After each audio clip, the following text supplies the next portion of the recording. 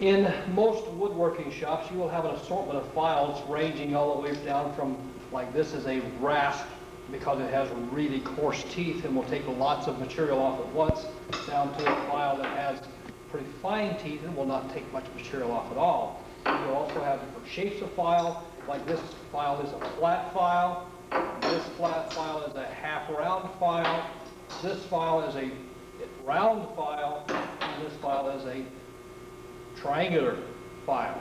Okay, so we have different kinds of shapes as well as different kinds of cuts on the files.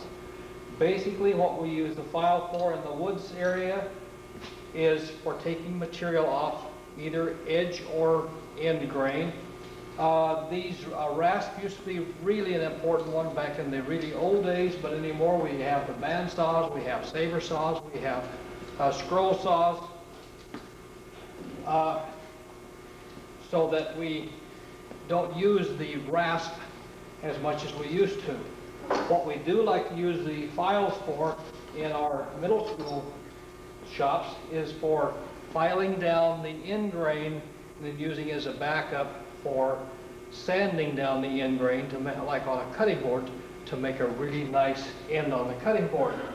I have a cutting board here that is just basically been sawed off with a table saw. Put this in the vise, flap it down, then I take a file like this flat file with a relatively fine grain. I hold it across the end of the cutting board and start filing on this until I get all of the saw marks out.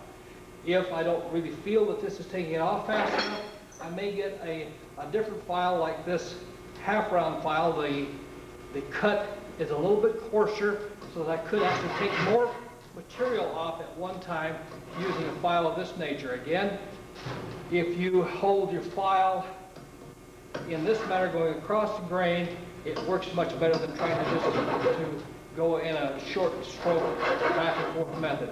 Start on one side and go clear across to the other side with the file going across the grain of the wood. With this file held in your hands in this manner with the handle on in your right hand, it will cut on the forward stroke only. If you turn the file around and put the handle on your left hand side, it will cut on the full stroke only.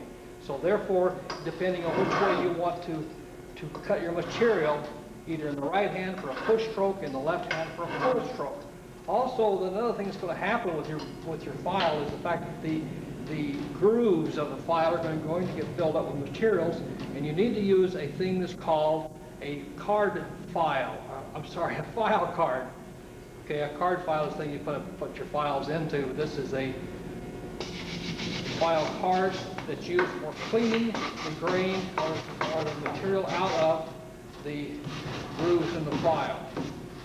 After you get this material sanded down using the files so that you can't see any of the saw marks that's got in there from the table saw, then you can take a piece of sandpaper, wrap that piece of sandpaper around your file, and use your file as a backup for your sandpaper to, again, go back and forth to your sandpaper, and you get pressure on it to sand off the end grain so that you don't see any saw marks on the end grain of your cutting board.